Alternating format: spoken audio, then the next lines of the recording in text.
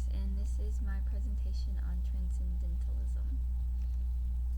So what I'm going to talk about today is what is Transcendentalism, faces of Transcendentalism, and opposition to Transcendentalism. So first of all, what is Transcendentalism? It is a new philosophical movement based on thought beyond oneself. Well, it's not new today, but back then it was new.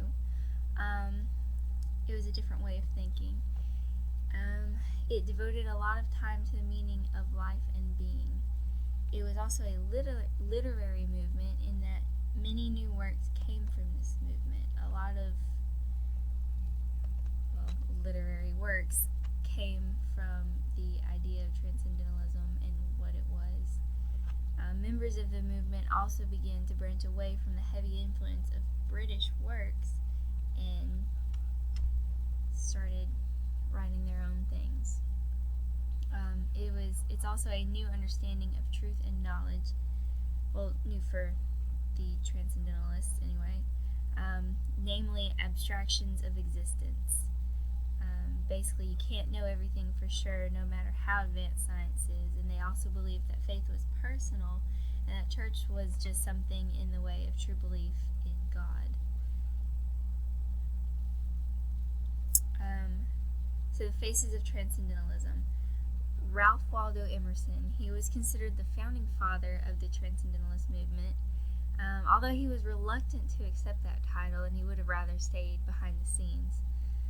His life was full of tragedy. He lost his first wife 2 years after they got married, and then he lost his first child that they had with his second wife, and he lost both of those to disease.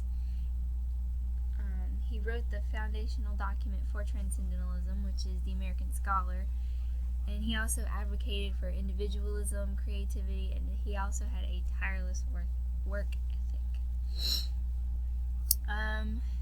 So Margaret Fuller, she had much more influence on the development than Emerson.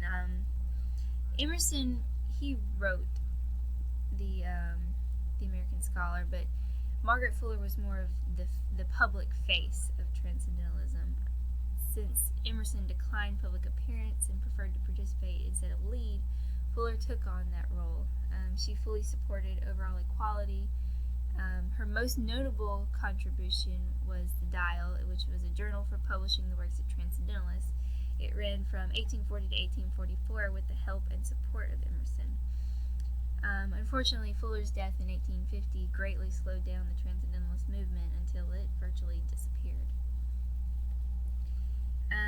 Henry David Thoreau had a great impact on Transcendentalism as well. He's most known for living in a self-made cabin on Walden Pond, which was owned by Emerson. He wanted him to live the transcendental life to its full potential by getting closer to nature via a simplified existence. He claimed it gave him more freedom to think and write.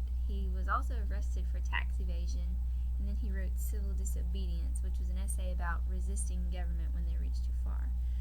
Two other notable names are William Henry Channing and George Ripley. In the article I read, I couldn't really find much on them, but they were also mentioned in the Transcendentalist movement.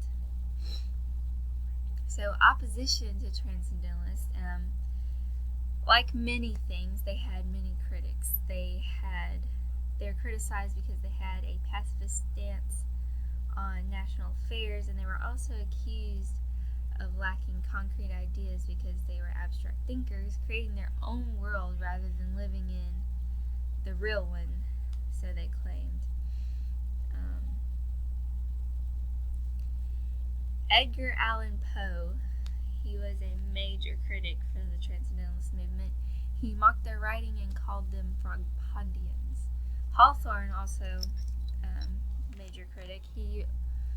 Although he was marginally associated with them, he eventually had a distaste for their utopian idealism, and he wrote the Blithedale Romance based on his experience at Brook Farm, which is the utopian commune for the Transcendentalists.